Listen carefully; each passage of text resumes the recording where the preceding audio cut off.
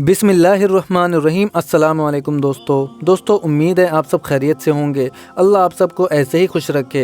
दोस्तों, इस्लाम वो ज़ाब्ते हयात है, अगर हम इसे अपनी ज़िंदगी में इम्प्लीमेंट करेंगे और इस पर अमल करने की पूरी कोशिश करेंगे तो अल्लाह सुब्हान व तआला हमें वो सुकून क़ल्ब अता फ़रमाएंगे कि इसे मिल जाने के बाद दुनिया की कोई भी चीज़ हमें मायूस नहीं कर सकती। और जो ईमान की लज्जत एक बार चख लेता है तो चाहे दुनिया का कोई भी बड़े से बड़ा गम हो, एक ईमान वाला बहुत आराम से उस गम को सरवाइव कर जाता है। वहीं पे दूसरी तरफ जो लिबरल तबका है वो डिप्रेशन की टेबलेट्स ही खाते रहते हैं और ज़्यादा गम होने पर खुदकुशी तक कर लेते हैं, क्योंकि उन्होंने इस दुनिया को ही असल कामयाबी माना हुआ है। लेकिन जो एक ईमान वाला होता है उसके लिए ये ज़िंदगी और इस ज़िंदगी की अहमियत एक मक्खी के पर के बराबर भी नहीं होती।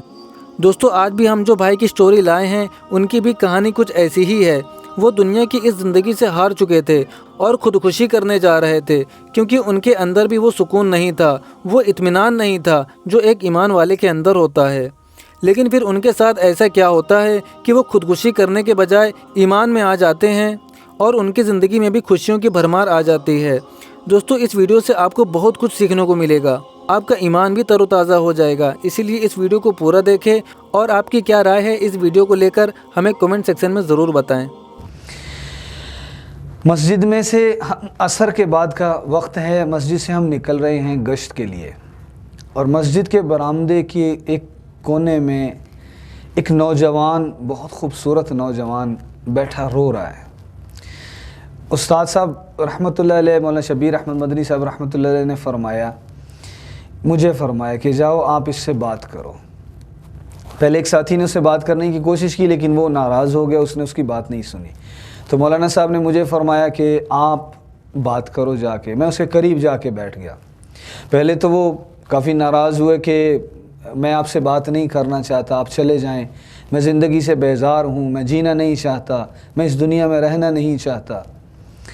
काफ़ी उन्होंने अपना जब इजहार कर लिया, मैं बैठा रहा। मैंने उनसे बात की, मैंने कहा आप भाई बताइए तो सही, आखिर आप क्यों परेशान हैं? शायद मैं आपकी कोई मदद कर सकूं, शायद आप बात अपनी सारी दुख हल्का कीजिए, बताइए, अपना गुबार अंदर का निकालिए कि आखिर मामला क्या है, आप इतनी देर से रो रहे हैं और परेशान बैठे हैं, क्या वजह है?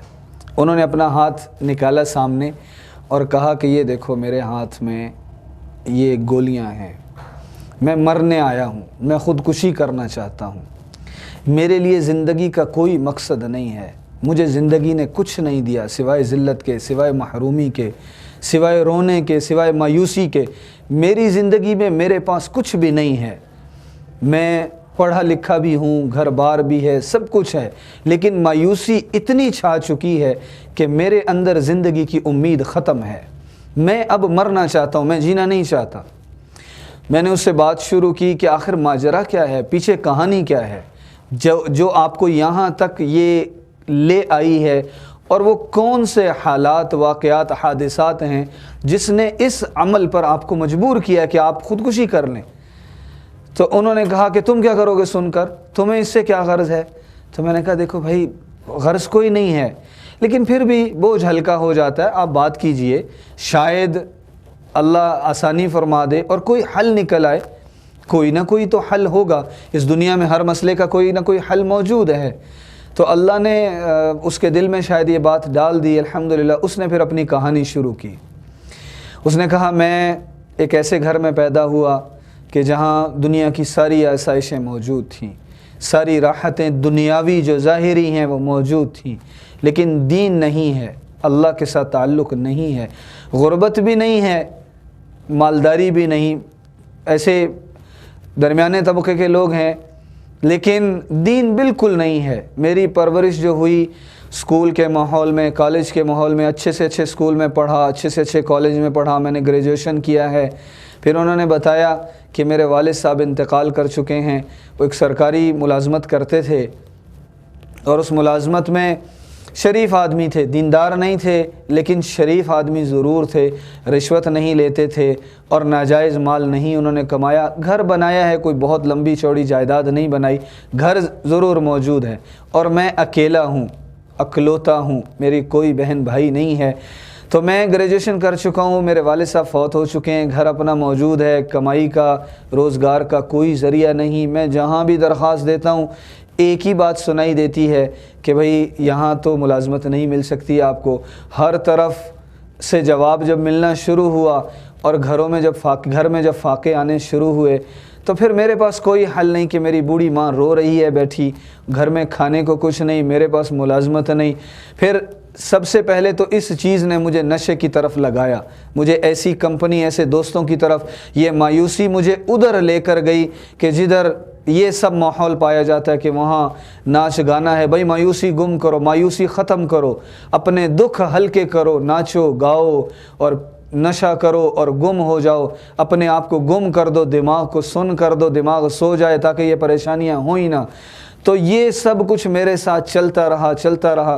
جب اس میں بھی مجھے نظر نہ آیا کہ میری پریشانیاں ختم نہیں ہو رہی، مایوسی میرا پیچھا نہیں چھوڑ رہی ہے اور یہ غربت اور یہ حالات مجھے جکڑے ہوئے ہیں چاروں طرف سے، تو میرے پاس پھر ایک ہی حل تھا کہ میں مر جاؤں۔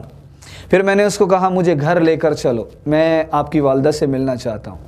کہ تم کیا کرو گے مل کے؟ میں نے کہا میں ملنا چاہتا ہوں، کوئی بات نہیں، آپ کی ماں ہے، میری بھی ماں ہے، تو چلیں ماں کی زیارت کرتے ہیں، گھر چل کے بیٹھتے ہیں، مسجد میں نہیں، گھر جا کے بات کرتے ہیں، گھر چلتے ہیں، مسجد میں آپ کافی دیر سے بیٹھے ہیں، آپ کے گھر چلتے ہیں۔ تو اس ساری کارگزاری میں جو میں عرض کرنا چاہتا ہوں، جو میں آپ سے شیئر کرنا چاہتا ہوں، وہ ایک جملہ ہے جس نے مجھے بھی حیران کر دیا کہ کیا مایوسی اتنا بھی زیادہ انسان کو ہو سکتی ہے۔ دین سے دوری ہو تو پھر خودکشی تک جب پہنچ گیا، موت تک جب پہنچ گیا، اپنے آپ کو مارنے تک پہنچ گیا، تو اتنی زیادہ دین سے، اللہ کے رسول سے اور آخرت سے اتنی زیادہ دوری اور اتنا زیادہ اس کی زندگی میں ظلمت اور اندھیرا کہ میں حیران ہو گیا دیکھ کر۔ جب میں اس کے گھر گیا، اس کے ساتھ وہ مجھے اپنے کمرے میں لے گیا، اس نے مجھے اپنی ڈائری دکھائی کہ مولانا یہ دیکھیے، یہ میری ڈائری ہے۔ مدرسے کا زمانہ ہے، طالب علمی کا دور ہے، اساتذہ بھی ساتھ تھے اور طالب علم ساتھی بھی ہمارے ساتھ تھے۔ مولانا شبیر صاحب رحمۃ اللہ علیہ کو اللہ جزائے خیر عطا فرمائے، بڑے شفیق، بڑے حلیم، بڑے نرم دل اور بڑے ہی مہربان ہمارے استاد تھے، اللہ تعالیٰ ان کی بخشش فرمائے، اللہ ان کے درجات بلند فرمائے۔ تو انہوں نے بات بات پر ترغیب میں یہی فرمایا کرتے تھے، لوگوں کو محبت، جیسے مولانا صاحب بھی فرماتے، لوگوں کو محبت دو، نفرتیں بہت ہیں، لوگوں کو چاہت دو، نرمی لوگوں میں پھیلاؤ، لوگوں کو بتاؤ کہ اللہ نے ہر مسئلے کا حل رکھا ہے، اللہ نے ہر بیماری کا علاج، جیسے مسئلے کا حل موجود ہے، تو پریشانی کی بات نہیں، بس صرف اتنی سی بات ہے کہ اللہ کی طرف رجوع کر لو، اللہ کی طرف آ جاؤ۔ اس نے جب ڈائری کھولی تو اس کی ڈائری کے اوپر لکھا ہوا تھا بسم اللہ الرحمن الرحیم، اور نیچے ترجمہ لکھا ہوا تھا شروع اس اللہ کے نام سے جو میرے سوا سب پر مہربان ہے۔ میں نے جب یہ دیکھا تو حیران ہی ہو گیا میں کہ یہ ایسے بھی لوگ دنیا میں موجود ہیں، شروع اللہ کے نام سے جو میرے سوا سب پر مہربان ہے۔ پھر اس نے مجھے بتایا کہ یہ دیکھو، یہ میں نے اسی لیے لکھا ہے کہ مجھے اپنی زندگی میں کوئی چارم نظر نہیں آ رہا، مجھے اپنی زندگی میں جینے کی کوئی امید نظر نہیں آ رہی، اسی لیے میں مرنا چاہتا ہوں۔ خیر اس سے باتیں ہوتی رہیں۔ پھر ہمارے ایک ساتھی تھے جماعت میں، مولانا عرفان اللہ صاحب، ان سے میں نے عرض کیا، میں نے کہا ان کو تھوڑا سا باہر لے کر جائیں، ان سے مزید کچھ بات کریں، آج ان کے ساتھ کچھ وقت گزاریں۔ تو پھر ہم ان کو باہر لے کر گئے، ان سے مزید باتیں ہوتی رہیں، وہ اپنا سارا قصہ کہانی سناتے رہے۔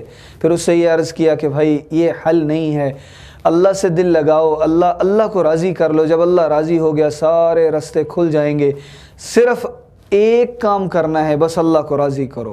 نبی کریم صلی اللہ علیہ وسلم کی زندگی کو اپنا کے اللہ کو راضی کر لو، پھر دیکھو اللہ ساری رکاوٹیں، ساری پریشانیاں، ساری تکلیفیں، ساری مایوسیاں، ساری نا امیدیاں اللہ کیسے ختم کر کے دکھاتا ہے۔ دنیا ہی کو اللہ راحت کا، چین کا، سکون کا، اطمینان کا سامان بنا دے گا، دنیا ہی میں اللہ عزتوں کا، عافیتوں کا اللہ تمہارے لیے فیصلہ تمہیں دکھا دے گا۔ یہ دنیا میں ہو سکتا ہے، لیکن تمہیں صرف اتنا کرنا ہے کہ اپنی زندگی سے اللہ کی نافرمانی نکال دو، اور موت، خودکشی، مر جانا، اپنے آپ کو ختم کر لینا، یہ کوئی مسائل کا حل نہیں۔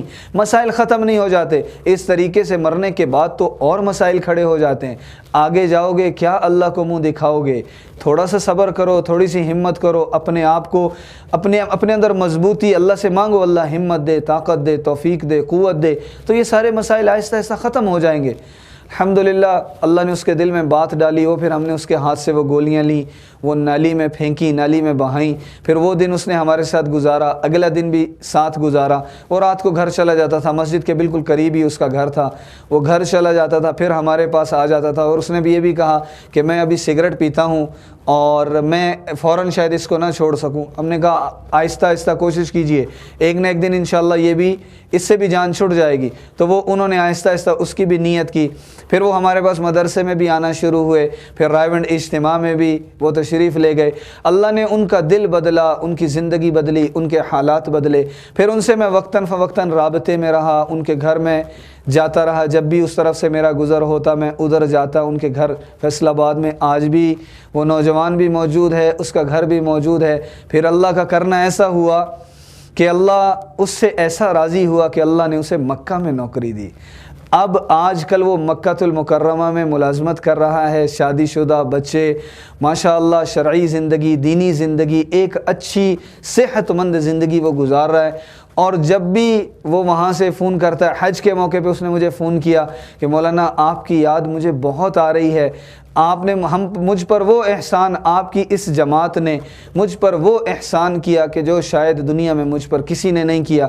اگر آپ اس دن میرے پاس نہ بیٹھتے اور میری بد اخلاقیوں پر، میری بدتمیزیوں پر صبر کر کے میرے پاس مستقل بیٹھے رہتے اور مجھ سے مستقل پوچھتے رہتے، تو آج میں شاید زندہ نہ ہوتا، میں خودکشی کی موت مر چکا ہوتا، اور پتہ نہیں قبر میں میرے ساتھ کیا حالات ہوتے اور آخرت میں اللہ کو کیا جواب دے رہا ہوتا۔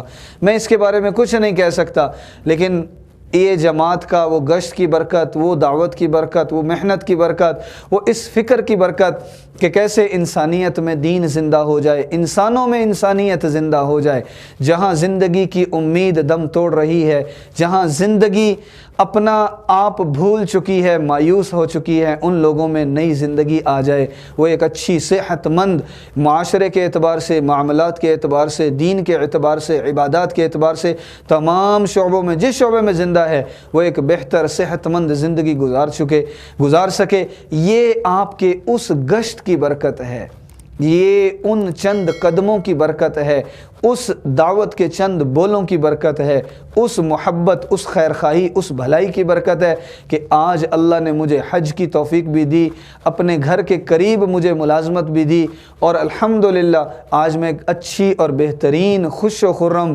دنیاوی دینی دونوں اعتبار سے ایک بھرپور زندگی گزار رہا ہوں۔ اور اس زندگی کے پیچھے اگر کوئی نظر آتا ہے تو وہ یہ دعوت کی محنت، گشت کی محنت، وہ اس محنت کے وہ بول نظر آتے ہیں کہ جس کی برکت سے اللہ نے مجھے یہاں پہنچایا۔ دوستو امید ہے آپ کو یہ ویڈیو پسند آئی ہوگی۔ ویڈیو پسند آئی ہو تو ویڈیو کو لائک کریں اور زیادہ سے زیادہ شیئر کریں۔